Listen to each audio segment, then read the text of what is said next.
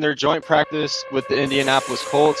We're going to be talking briefly about the Matthew Judon trade that the Cardinals attempted to make.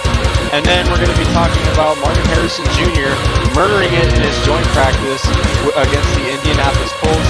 And then later we're going to be talking about the D-backs injuries, specifically Ketel Marte and Eugenio Suarez. And we're briefly going to be talking about the Diamondbacks potentially winning the NL West and taking over the Dodgers' reign. And then lastly, we're going to be talking about the Phoenix Suns scheduled release and Kevin Durant going back to the University of Texas as an NBA player in an NBA game against the Spurs. Once again, guys, thank you for tuning into the AZ Sports Zone on IE Sports Radio, your direct feed for all that is sports.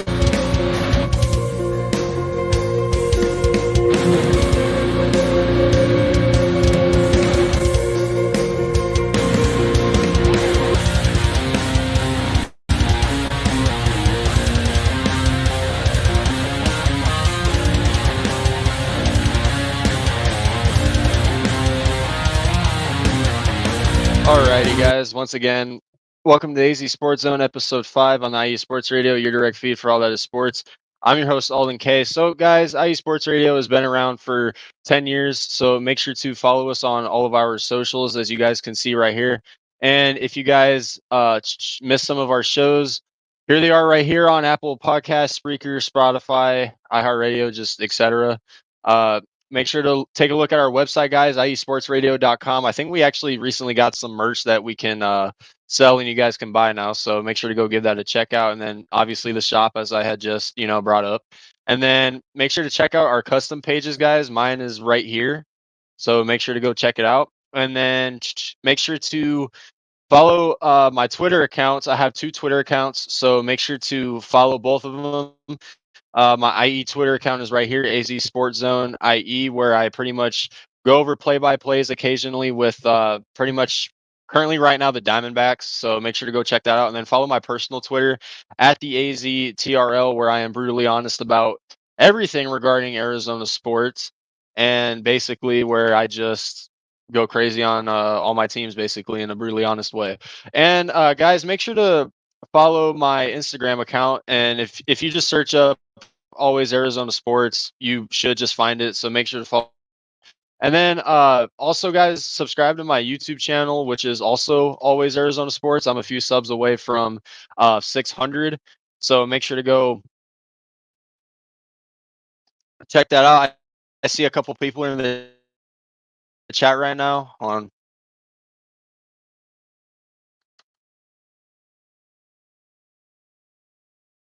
All right, guys. If my internet is messing up, please let me know, because it has not been going my way today, and I've almost had to. Oh my god! All right, so I can't click anything right now. Come on, StreamYard, you hunk of junk. Okay, moving on. What the hell? Okay, sorry about that, guys. My internet has been terrible lately. All right, so I see some people are in the chat. What's up, Daniel? What's up, Taryn? Oh my gosh. All right. Yep. What's up, Taryn? Nice show that you had earlier, by the way. What's up, Jen? How you doing? All right. So, like I said, guys, go follow my Twitter accounts and sub up to my YouTube channel. And guys, this is the first time I'm actually streaming one of my episodes on my actual YouTube channel. So I'm actually able to, get it going on my YouTube now. So, like I said, my buddy YTC is here already. What's up, YTC? And what's up, Ralph, our fellow Pittsburgh fan? Yep, let's have a great show today. And then, guys, make sure to check out our sponsors, Planet Jerky Premium Brisket Beef Jerky. And then Seal the Deal Wax Seals, guys. Go check out our sponsors. And we're about to head into a sponsor break to get a word from our quick sponsors. And then when we come back, we're going to be talking about the Arizona Cardinals and their first preseason game that they lost against the New Orleans Saints. And then we're going to be talking about the Matthew Judon trade that the Cardinals tried to make. And then we're going to be briefly talking about Marvin Harrison Jr. So once again, guys, we're going to go into a quick sponsor break. Once again, guys, welcome to the AZ Sports Zone on the IE Sports Radio, your direct feed for all that is sports.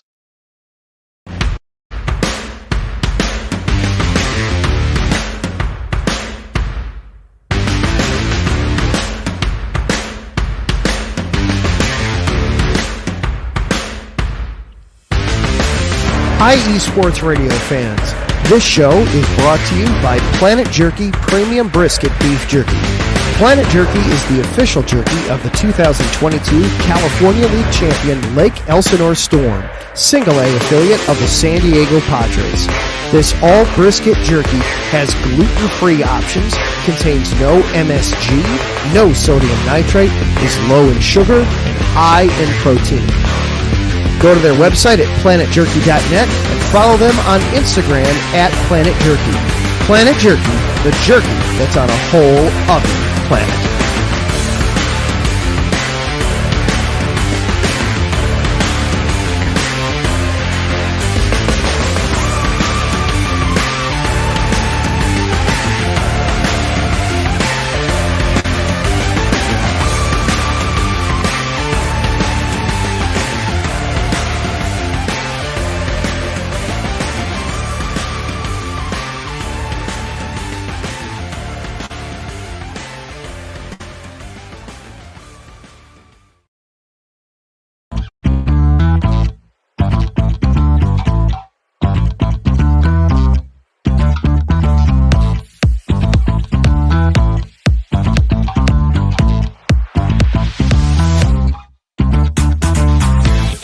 Hey there, IE Sports Radio fans. Be sure to check out our sponsor, Seal the Deal Wax Seals by Cecilia B. You just finished your very own wedding or baby shower invitations and you're looking for that extra special touch? Maybe you just wrote a letter to a relative or a friend and you want to add to their smile when they receive it.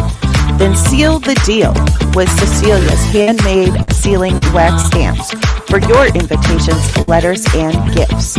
You bring the deal, we'll bring the seal. You can find them on Instagram at sealthedeal_wax stamps and on Facebook, Seal the Deal Wax Seals.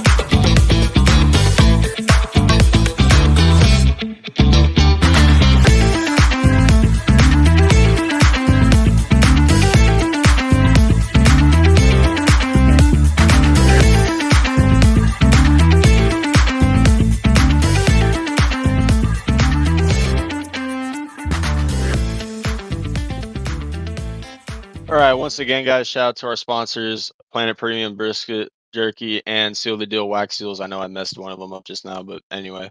All right, so like I said, guys, this is my first time streaming an episode on my actual YouTube channel, so hopefully I get some of my buddies in here. And once again, guys, if my internet messes up, I'm sorry. It's just I've been dealing with it so much lately. Like, I've had to hook up my Wi-Fi hotspot to my computer just so I can be able to actually stream the dang thing. But anyway.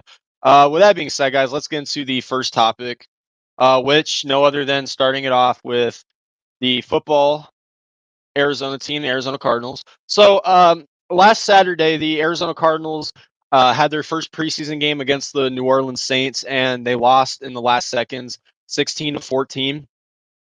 So I didn't catch the entire game. I only caught majority of the first half, which is pretty much all I really, which is pretty much all that really mattered anyway. So, the first half, there were some good, some bad, just some questionable, things that I saw like any other fan sees in a preseason game.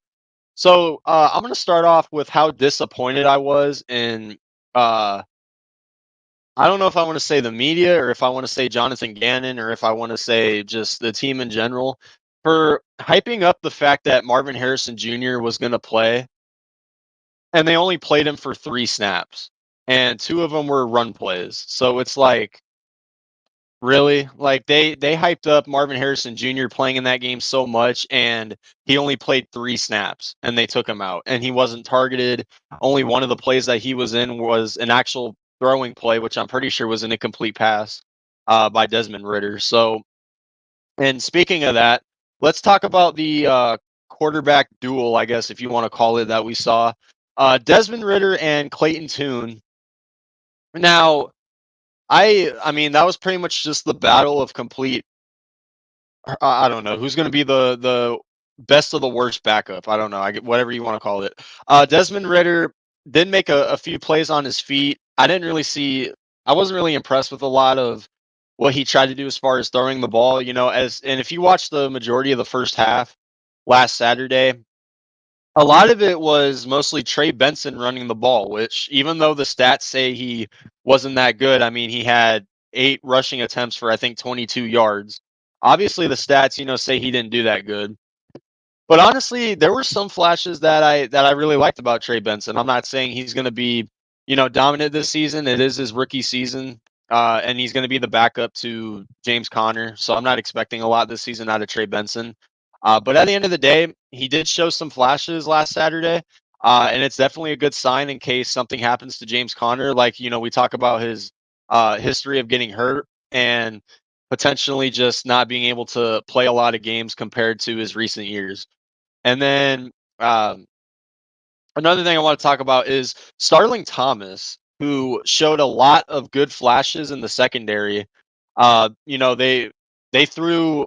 I know, and also a little thing I find interesting is that we didn't play a lot of our starters, and our backups looked pretty good against the Saints starting unit. They were shutting down Alvin Kamara, and I'll get to Darius Robinson in a minute, who also looked really good.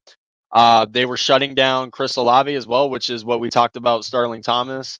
And they forced the Saints starting unit to get 2 3 and outs. And the Saints are, who are also, a questionable team. We don't really know what kind of Saints team we're going to get. But for the backups to go in there and shut down the Saints starting unit for the first and only 2 drives that they were out there was pretty impressive. And I just want to give a shout out to our other first round pick, who we don't really talk about as much or hear about as much, Darius Robinson. Darius Robinson played very good on the interior, the outerior, whatever you want to call it. He's definitely should be a day one starter, week 1 against Buffalo, because the first, and he even came out and said the first tackle he made was a tackle on Alvin Kamara, and then he suddenly felt like he was the best defensive player in the league or something like that. So um, as soon as he made that play on Kamara, and then he followed through with the plays on the Saints backups, running backs, and just this and that, he showed tons of flashes and tons of opportunities that he has what it takes to really do his thing, and it was definitely impressive. So shout out to Darius Robinson on that. I will say this though, the thing I'm really concerned about and continue to be concerned about is the run defense on this team, because the run defense has been an issue for, I mean, God knows how long on this team. And obviously, we talk about BJ Ojolari being out for the year. We talk about, certain guys that might be starters on this D line, but it's not really saying much considering we don't really have that good of a D line. And I don't know, the D line just it continues to disappoint, and it's just not a good sign at this point. So I'm going to continue to be concerned about that, and I'm gonna talk about the mistake that Monty Austin made a couple days ago, or a few days ago, whatever. So let's see, we got Jim Everett in here, Rams fan. Cooper Cup's better than Desert Bird wide receiver. Well, the only thing Cooper Cup's better than Marvin Harrison at or whatever is getting injured. Let's see here.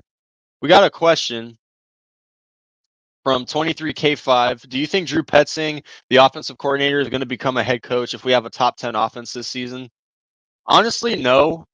And reason I say that is because uh, from what I see from Drew Petzing, and I know it's only been 1 season and it's only been like 1 preseason or whatever, or 1 preseason game, but Drew Petzing has a run first offense. And obviously James Conner, he had a career year under Drew Petzing, so assuming he were to get a head coaching job, it also depends on who their running back is. I feel like he can make them look like a star, but under this new offense, what I want to see from Drew Petzing is getting the pass game involved a lot more. We didn't really see that a lot last season, and obviously there were reasons to that. We didn't really have a valuable quarterback for half the season. When Kyler Murray came back, our passing numbers went up. I mean, as expected. But I want to see Drew Petzing get the passing game involved a lot more because we have the receivers that it takes to become a good passing offense. We got, we talk about Marvin, we talk about Michael Wilson entering his second year, we talk about Greg Dortch, who's finally going to get the opportunity that he deserves. And then obviously we got Trey McBride coming off a pretty solid season who is due for a breakout year. So if we have a top 10 offense this season, I don't see him becoming a head coach. I feel like he needs more experience as an offensive coordinator before teams finally get interested in him. But if we do become a good team in general, we're going to lose coaches, and then coaches are going to come here because of interest, and then we're going to end up losing coaches because that's how the NFL works. So, what's up, Chad? And then we got Jim Everett talking smack like always. All right, so I want to briefly talk about this because it absolutely annoyed and irritated me. Um, so a couple days ago, Matthew Judon got traded to the Atlanta Falcons from the Patriots for a third round pick. And as I hold up, I gotta share my screen. All right, I'm gonna briefly show this. The Arizona Cardinals, according to the Arizona Sports page, they checked in on a trade for Matthew Judon. So they were trying to make a trade for him, but the reports that came out were that Monty Austinfort. Well, I don't want to say the reports that came out, but I want to say Monty Austinfort did not want to give up a third round pick. And it kind of irritated me considering we need a pass rusher. And the Patriots, who were a rebuilding team, I mean, I feel like they'd be tanking at this point anyway with the weapons or whatever that you want to say that they got. Well, they don't have any, but So I don't understand why Monty Austinfort didn't pull the trigger on that because, like I said, BJ Ojolari, who uh, tore his ACL. He's out for the year. We don't really have a solid pass rusher. And Matthew Judon is 32 years old. He is coming off of an injury, so I could somewhat understand on why he didn't pull the trigger. But at the same time, you got to take what you can get because with this team, like I mentioned in the last segment, the freaking run defense is atrocious still. Our pass rush, we have good rotation guys like Dennis Gardeck and Justin Jones and Darius Robinson and this and that, but a guy like Matthew Judon who, is a veteran, he has had good seasons in Baltimore and in New England. You got to take what you can get and maybe 23 was right here. Patriots may have been asking for too much, but at the end of the day, um, with the type of general manager that I'm picking up for Monty Austinfort, the amount of draft picks that he's been able to acquire in his first couple years as uh, our general manager, or first full season as our general manager, I don't know why he'd be so worried about giving up one third round pick for a solid pass rusher. I'm not saying he's one of the best in the league, but like I said, he is aging and he is coming off of an injury in New England. So at the end of the day, I can maybe understand why. But who else are we going to get? I mean, there's Yannick Ngakoue, who's a free agent. We talk about maybe bringing Hassan Reddick back, but I highly doubt we're going to do that because the Jets came out and said that they're not going to trade him. So we'll see what happens. But before we move on to Marvin Harrison Jr., another question: do you think we are going for a pass rusher next year's draft? Um, I do think we will because we semi did that in this year's draft, even though Darius Robinson's more of an interior D line, while he can do pass rushes at the same time. But I think a big reason on why we didn't go pass rush in this year's draft was because of BJ Ojolari and the fact that we were all excited. He's going into his second year. He's gonna, have a shocking year and shock a lot of us Cardinals fans, but then he tears his ACL. So at the end of the day, I feel like pass rush, depending on the other outcomes of the positions on this team, I feel like pass rush should be our first round pick in next year's draft, depending on what prospects are available. So yes, and I just said it. Yes, we should go for one in the first round, but will we? Probably not, depending on what pick we have and depending on who's the best available and what we really need. But last segment for the Cardinals, I want to briefly talk about Marvin Harrison Jr. On the joint practice with the Indianapolis Colts. So if you guys don't know, the Cardinals had a joint practice with the Indianapolis Colts, uh, and we actually play them tomorrow too for the second preseason game. And Marvin Harrison Jr. has been killing the Colts secondary. I mean, there were clips of him tearing up. Who was it? Jalen Jones and who was the other guy? Kenny Moore. I mean, there were so many clips of Marvin Harrison Jr. and his ability to route run is just so fantastic. And honestly, I hope we can see him a little bit more in tomorrow's game. We probably won't, but at the end of the day, it is what it is. So, by the way, guys, make sure to ask questions in the chat if you have any. I know we don't really have a lot of people in here right now, but make sure to ask your questions if you can. And like I said, guys, let me know if my internet is acting up because it's really, I don't know, it's just kind of sloppy right now. But anyway, guys, we're gonna go into uh quick a quick break right here. And when we come back, we're going to be moving on to the red hot Arizona Diamondbacks. And we're going to be talking about the Diamondbacks injuries. And we're going to be talking about the Diamondbacks potentially winning the division over the LA Dodgers, which it's looking like they could. So when we get back, we're going to talk about baseball. Once again, guys, you're watching the AZ Sports Zone on the IE Sports Radio, your direct feed for all that is sports. Hello, everyone. My name is Daryl Kinsey Jr., and I'm welcoming you to take another lap with the fastest show on IE Sports Radio. Yes, this is the Extra Mile with me and my co-hosts Christopher Lehman and Michael Ward. We talk everything racing from NASCAR to IndyCar to Formula One to limited hydroplanes, endurance racing, the NHRA, and more. So come join us for an hour of great racing talk and a lot of fun as well on the Extra Mile, Thursdays at 8 p.m. only on IE Sports Radio, your direct feed for all that is sports.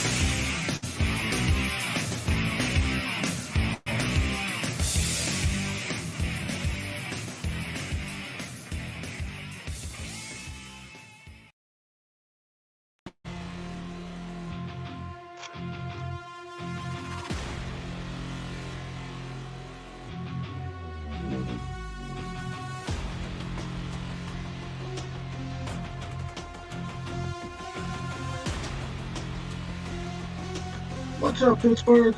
This is Ralph Calise, the host of the Injury Report on IE Sports Radio, your direct feed for all that is sports.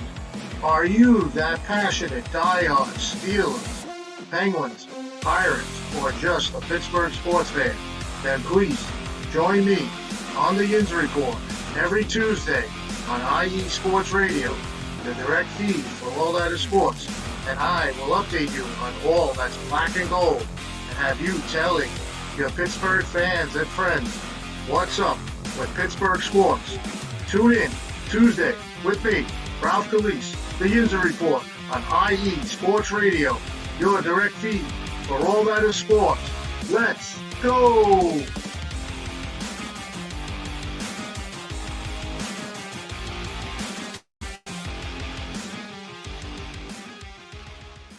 All right, once again, guys, welcome to the AZ Sports Zone on IE Sports Radio, your direct feed for all the sports. If you guys are just now tuning in, make sure to go check out our YouTube channel once again on the IE Sports Radio. It's not just me, guys. We got a bunch of content creators from a bunch of other places that will give you some very good content and some very good updates on their team, their city, and whoever they root for.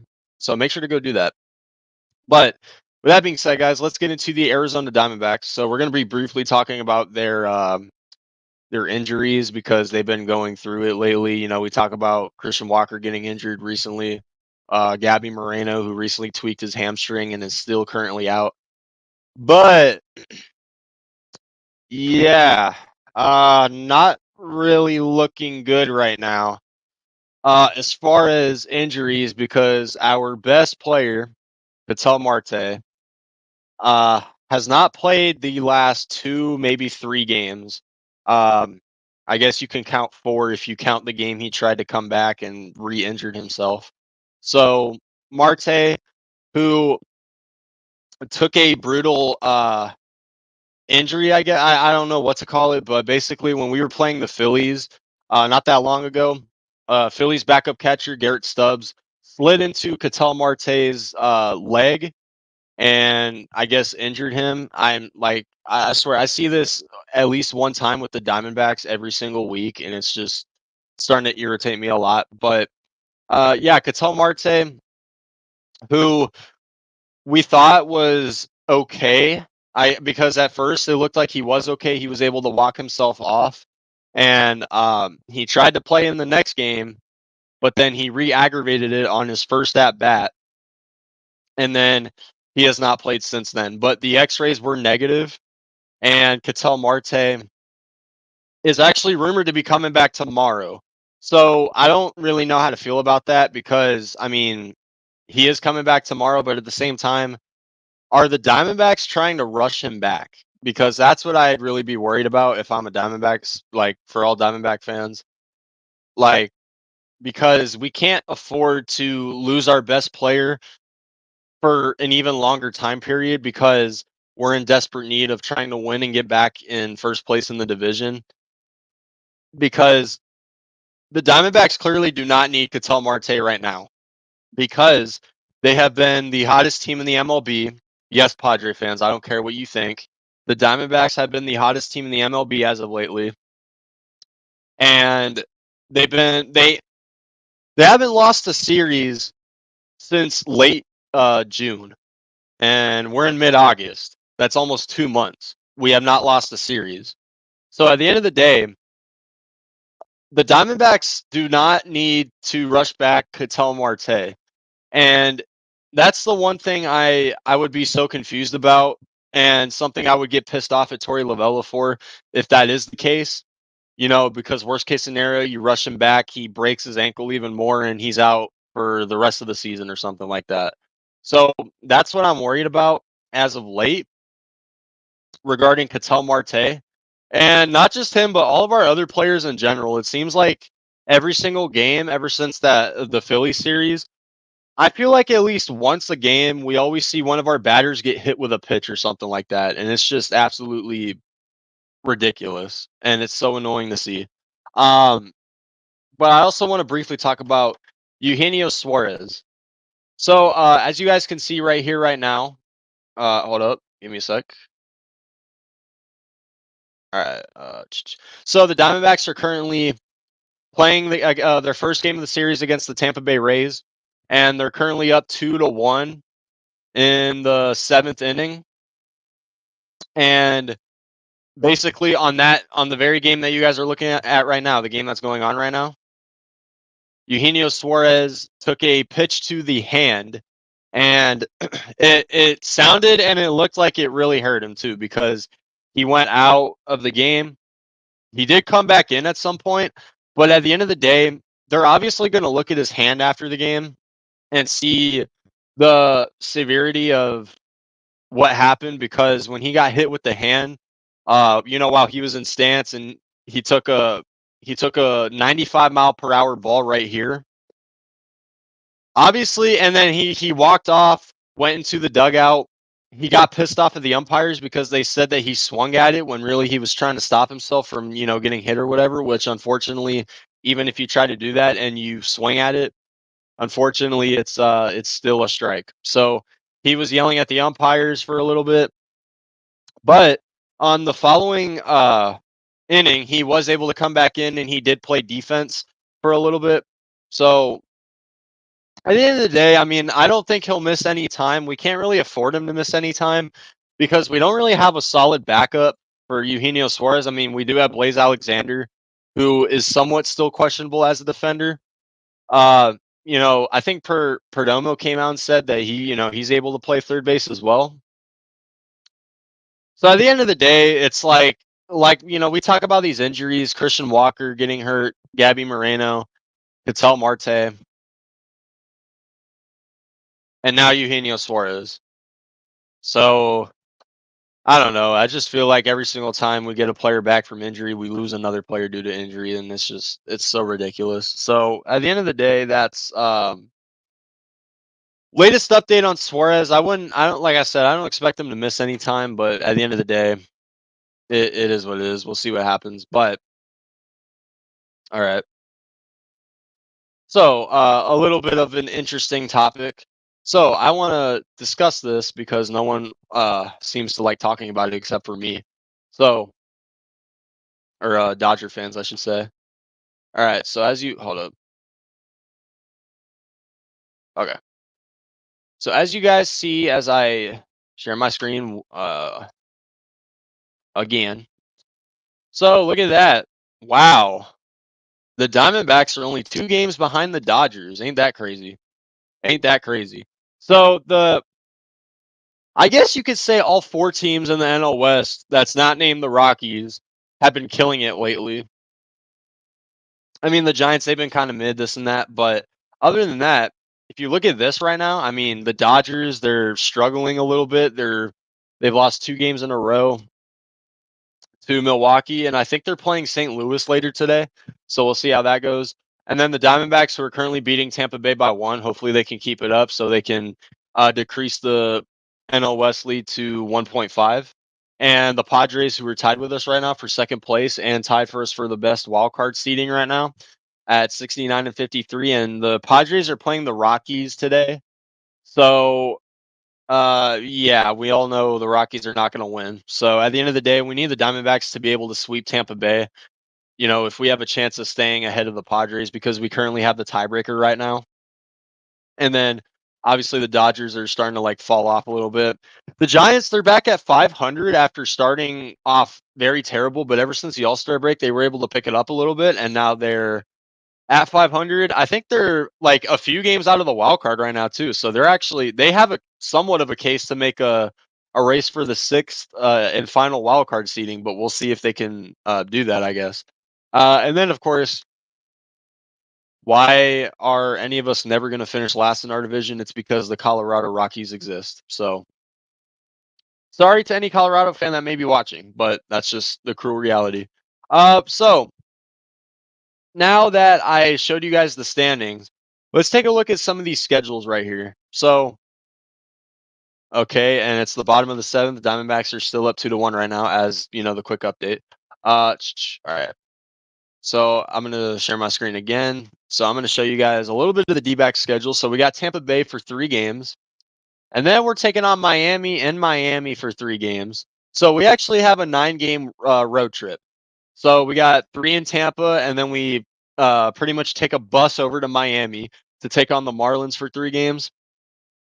And then we're taking on the Boston Red Sox in Boston. So, I mean, a little bit of a schedule that we should pretty much have the advantage over. But at the end of the day, this Diamondbacks team, they are scorching hot right now. You just never know if they could go into a little slump. But they got the Red Sox, and then after that, they got the New York Mets, which is going to be an important series because the Mets are also chasing the wild card as well. And then look at this. We got a 4-game stint against our best friends, the LA Dodgers. And then we got the Giants after that. So this upcoming schedule, at like pretty much after the Marlins series, we're facing against pretty much contenders for the rest of the way. And the only reason I say the Red Sox are a little bit of contenders is because of the fact that they are, trying to get in the wild card right now. So at the end of the day, this after the Marlins, it is important that we stay hot.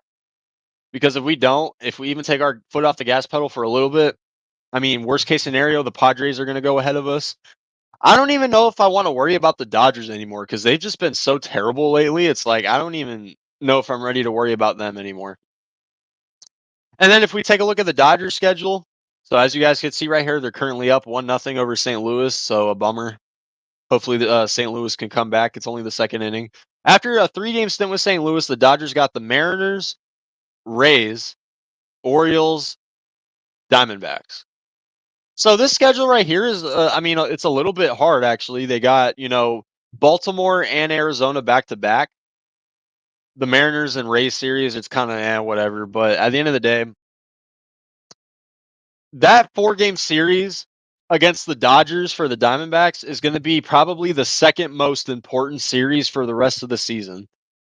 And you're probably wondering what the first one is, and it's definitely the Padres and Diamondbacks series to end the regular season because yes, we do play the Padres in the series finale of the regular season or regular season finale, I should say. But like I said, the Diamondbacks are climbing back to a point where they could be known as a chance to win the NL West. They're already known for it. They're already somewhat known for it because we talk about them being the hottest team, tied with the Padres ever since the All-Star break. And then we talk about the Dodgers kind of, not doing as good as they were, at the beginning of the season. It's starting to look like the October form for the Los Angeles Dodgers is starting to click in a little bit, which I love.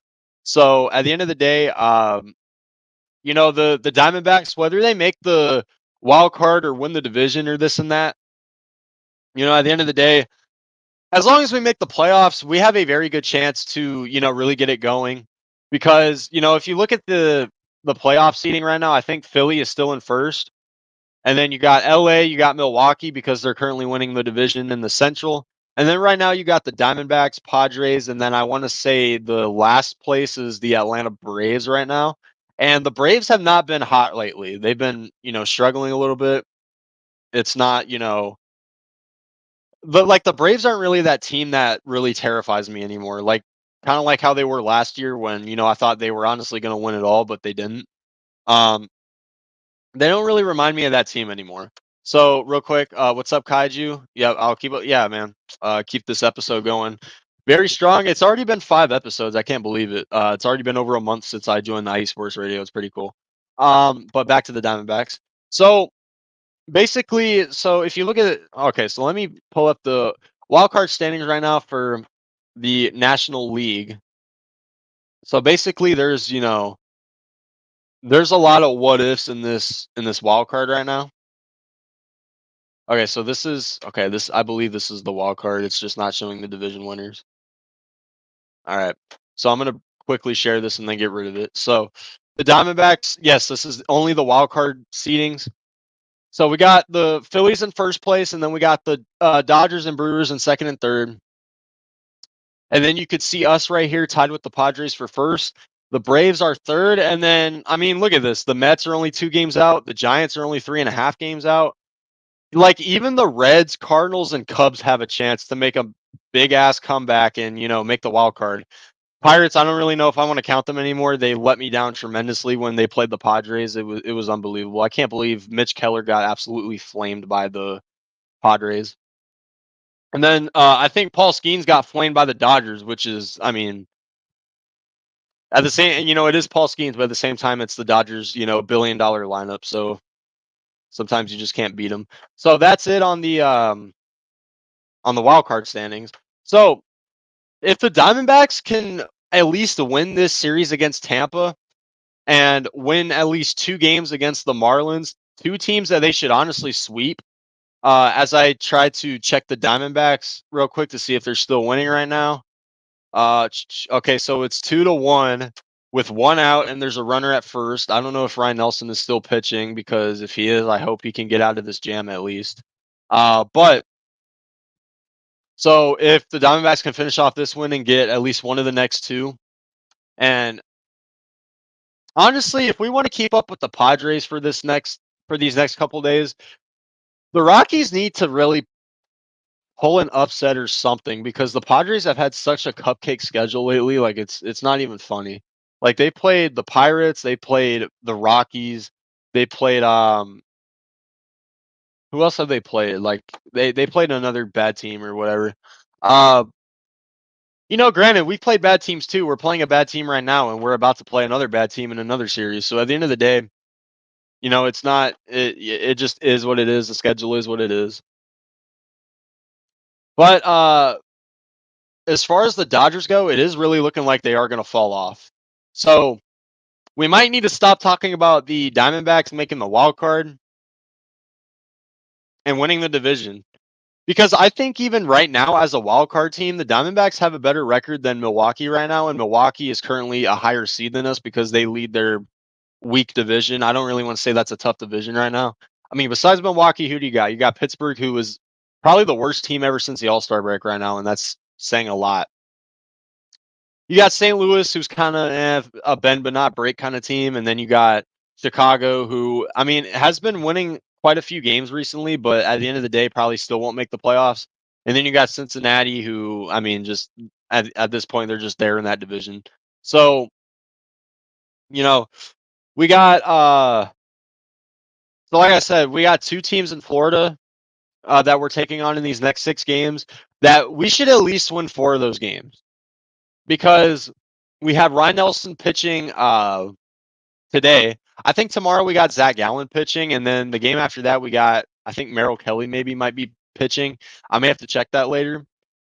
But I seriously want, before we get into the segment for the Phoenix Suns, last part of the Diamondbacks, I want to talk about our pitching rotation. So, ever since Ryan Nelson's amazing game against the Phillies, there's always been that question of, is Torey Lovullo going to do a 6-man rotation? Is Torey Lovullo going to keep it a 5-man rotation? And if he does keep it at a 5-man rotation, where the hell is he going to put Jordan Montgomery or Ryan Nelson? Because it's pretty much between those two, right? Because Gallen's our ace, or he's labeled as our ace. I don't really consider him our ace anymore because he sucks this year. But Merrill Kelly, we got him. We got Merrill Kelly, Eduardo Rodriguez, who just came back, and Eduardo Rodriguez hasn't really looked that bad in his first 2 starts. He gave up 3 runs in each game, but at the end of the day, it's his first couple games in a while, and I'm going to keep giving him time to adjust to it. So we'll see how he goes on that. And then who else? We got Brandon Pfaadt, and then we got Jordan Montgomery, and then we got Ryan Nelson. So I think Torey Lovullo, as of right now, is actually willing to make the Diamondbacks rotation a 6-man rotation, because Ryan Nelson was not supposed to start. At least I don't think, us D-back fans didn't think he was really ever going to start again, because it pretty much, as of the day before yesterday when we were playing Colorado, it seemed like Jordan Montgomery was going to be the 5th option, because he started in that game. He had a decent game until the 6th or 7th inning. I forgot. It was the 6th inning. And then there were talks about us moving Ryan Nelson to the bullpen in case Montgomery had like a shitty game or whatever, which, I mean, he actually didn't, but then again, it's the Rockies. So, I mean, it is what it is. So with the 6-man rotation, I feel like that isn't really a good idea, just because of the fact that you're giving your pitchers, I mean, yeah, you're giving them a lot of rest, which could be good sometimes because they're out there throwing a lot of pitches per game. But it also decreases their arm strength and their, stamina, this and that, when you rest them for that long. So that's why I'm not really that big of a fan of the 6-man rotation. But hey, whatever helps us win, if Torey Lovullo, whatever decision he makes helps us win, that's all that matters for me, and I'd be okay with that. And by the way, it's currently the 8th inning. It's still 2-1 Diamondbacks. This game is going to come down to our bullpen again, and I really hope they can actually get it done finally. So, but with that being said, guys, that is the end of the Arizona Diamondbacks segment. We're going to head into the 3rd and final break of this episode, guys. Once again, guys, I'm finally streaming this on my actual YouTube channel, which means a lot. I'm finally able to do that now. So make sure to go give it a like on my channel as well if you're on the IE Sports Radio. But with that being said, guys, we're going to go into one more break, and then when we come back, we're going to be talking about the Phoenix Suns schedule release and Kevin Durant returning to the University of Texas to play an NBA game, which is pretty freaking cool. So once again, guys, this is the AZ Sports Zone on the IE Sports Radio, your direct feed for all that is sports. Hey, sports fans. Are you in the market for Florida sports, or just keeping up with the latest in the Panhandle? Palm Tree Sports is a dedicated audio to all things sports in the Sunshine State. We cover current events, big news, heavily favored opinions all across the NFL, NBA, MLB, and so much more. So come check us out every Saturday evening at 6 p.m. Eastern Standard Time. For a down south education on Florida sports and athletics, it's hosted by yours truly, Corey Pujols, and is powered by IE Sports Radio, your direct feed for all that is sports.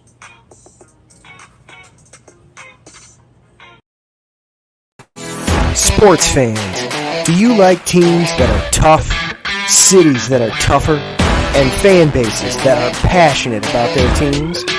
How about teams that are historic and stadiums that are iconic? Then you belong in Chicago, and you need to check out Chi-Town Weekly. Join me, Adam Kernan, every week as we keep up with all things Chicago sports. Bears, Bulls, Blackhawks, Cubs, White Sox.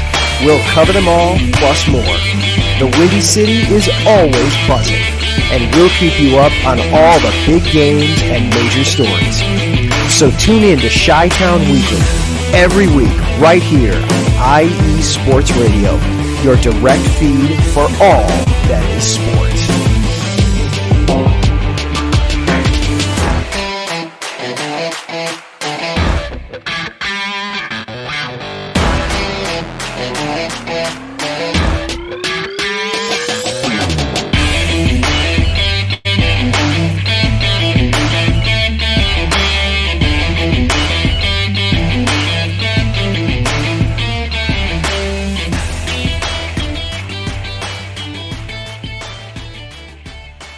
That is actually my first time watching Adam's video drop right there, man. I was jamming it with that beat. So yeah, guys, make sure to go check out all those guys. You know, a lot of people on my channel, they're actually Chicago fans. So any Chicago fan that may be in my chat, go check out Adam's show, and not just his show, but everybody's show that's on the IE Sports Radio, guys. We're building a very good, channel on YouTube and all of our social platforms, and I'm very happy to be a part of it. So once again, shout out to Larry B for allowing me to be on here and everything. It really does mean a lot. So thank you to that. But let's get into our last segment of today's episode, which is the Phoenix Suns, the hottest team in the Valley. So as of, I think it was yesterday, maybe the day before, I always get my days mixed up. The Phoenix Suns schedule officially came out. Finally, it came out. It came out. I was excited to see it. I was excited to see if we have, like a Christmas game, or I don't know, just to see who we play in this first week or so. I was really excited to see who we get. And it finally came out. So the first 5 games are so hilarious. I just want to share my screen and show it to you guys, just so I'm not, BSing or anything like that. Look at these first 5 games. Okay, so we got okay. Can I get it all on here? Look at these first 5 games. We got the Clippers, and it's in their new stadium. We got the Lakers, so we're staying in LA for the start of the season. Then we have our home opener against the fat Twinkie in Dallas, Luka Doncic and the Dallas Mavericks. And then we stay home for another game against the Lakers. And then we go back to LA to take on the Clippers in their brand new stadium once again. So look at these first 5 games. I feel like Adam Silver or whoever that the hell makes the schedule in the NBA intentionally did this, because I feel like Adam Silver just wanted to get the Kevin Durant and LeBron James games out of the way. Same thing with Kawhi Leonard, because all 3 of those guys have a terrible history as of late of getting injured, and there was a long stretch where Kevin Durant and LeBron James did not play against each other for, I think it was like 4 or 5 years, maybe even longer than that. So it's just so funny, the fact that these first 5 games are against 3 teams that I cannot stand. 4 of those games being against 2 teams that I cannot stand. So this schedule release is very funny, but also very brutal. And then I don't know if it'll show it on here, but let's see if I can scroll it down. December 25th. All right, so on Christmas, guys. On Christmas, we're taking on the Denver Nuggets in Phoenix. So that's another important game right there. Just let me go down that much. February 20th is what I'm looking for. February 20th. Alrighty, guys. So February 20th brings me to my next topic right here. So when we play against the San Antonio Spurs, it's not in San Antonio. It's in Austin, Texas. And it's in a place called the University of Texas, where one of our best players, Kevin Durant, went to college. So I think this is a very cool thing to do for Kevin Durant. And honestly, I know when to bet Kevin Durant's over now at the end of the day, because come on, Kevin Durant going back to his former college where he balled, where he made his draft stock go up before he got drafted 2nd overall by Seattle when they were the Supersonics at the time. You can't tell me that when Kevin Durant goes back to the University of Texas to play an NBA game, he's not at least going to drop like 40 or 50. That's a legacy game that is already scheduled right there. So this game right here, I can't wait to see it. I know we have to wait until February, which it really just it sucks. At the end of the day, I expect Kevin Durant to go off in this game. I really do. I really do. I'm not saying, I expect him to have a career game or whatever, but I really hope Kevin Durant goes in there and balls against Victor Wembanyama because it's kind of sad. The Spurs, I think we tied the series with them 2-2. Or maybe they beat us 1-2 or something like that. It really sucks that the San Antonio Spurs were able to beat us twice against. I mean, they were one of the worst teams last year. So, but the Phoenix Suns schedule, I didn't. Hold on. I'm pretty certain I showed all the important games, but this game matters to me the most right here. I mean, to be able to be an NBA player and go back to where you played college ball and be able to have an opportunity to play a game on there, I just feel like that's very cool for Kevin Durant right there. And all right, so we got a few minutes left, so I'm gonna talk about this topic here shortly. Guys, make sure to like up the stream if you haven't already on all platforms, whatever you guys are listening to this on. As I said, I'm finally streaming this on my actual YouTube channel, by the way. I'm 4 subs away from 600, so please go support. I would appreciate it. But yeah, that's very cool for Kevin Durant, by the way. And that brings me to my last topic. So I know it's been a week or so, but I go live on Fridays. So I went live the day before the game. So Team USA, they did it. They won the gold medal. Basketball, Olympics remains ran by the United States of America. And I mean, it's probably the last time we're gonna see Team USA basketball win gold, honestly, for a while. So Steph Curry, pretty much sealed the deal by hitting a very clutch shot. And it was a good game too. France showed up to play it for a little bit. It was a pretty good game. So, credit to France. They remain the second best team among Olympics basketball. But Team USA comes through with it and they win the gold. Now, if I'm being honest, we all have to admit the fact that it's the last time we're ever going to see LeBron James, Kevin Durant, and Steph Curry in the Olympics. So that's one of the big reasons why I feel like Team USA come 2028 when we have the Olympics in Los Angeles. I don't think Team USA is going to win gold in 2028. I mean, look at the team that we may be having um, for that Olympics. We got Devin Booker, obviously. We're probably not going to see KD, LeBron, or Steph, but we got Booker, we got Anthony Edwards, Jason Tatum. We might not even see Joel Embiid on Team USA because he talked about potentially not playing for Team USA in the next Olympics. Who else? We got Halliburton. We could be seeing Mikal Bridges. People are saying Mikal Bridges might play for Team USA, which is one of my favorite players right now. Obviously, no bias. So I know I'm missing some guys. We could even be seeing Paolo Banchero, maybe, which is a guy I do want to see in the next Olympics. I want to see how he does on Team USA.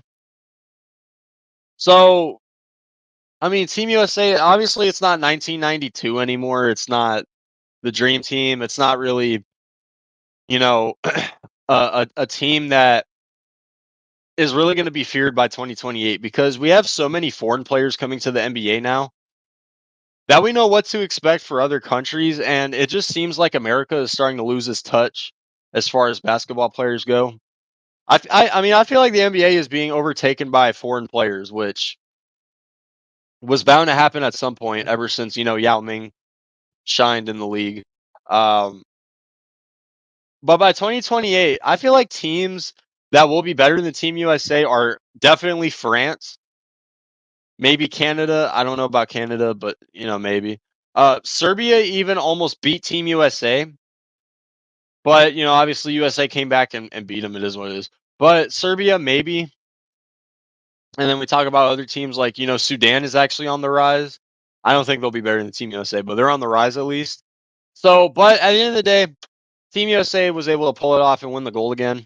So, congrats to Team USA. That's probably the last Olympics we'll see Team USA win gold for a while in terms of basketball.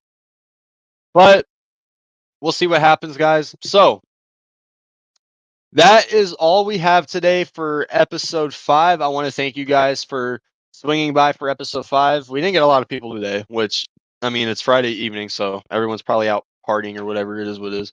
But before I go, let me and give you an update on the D-backs game.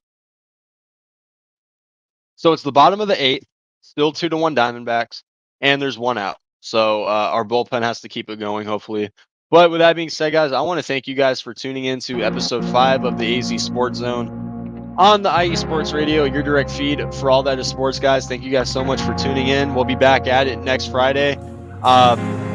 We'll see if I could go live on the actual time I'm supposed to go live, which is 1 o'clock Pacific Standard Time. But next week, depending on my work schedule, we will see what happens as far as my schedule goes in terms of being able to go live on time, I guess. But I was still able to get the episode in during the evening. So once again, guys, thank you for watching the AZ Sports Zone on the IE Sports Radio, your direct feed for all that is sports. I'm your host, Alden K. We'll be back at it with more Cardinals, Suns, and Diamondbacks content next Friday. I hope you guys enjoyed this episode, and I hope you guys will show up again next Friday. But with that being said, guys, have a great rest of your night, guys. And I will see you guys next week, next Friday, for episode 6 on the AZ Sports Zone on the IE Sports Radio, your direct feed for all that is sports. Have a good night.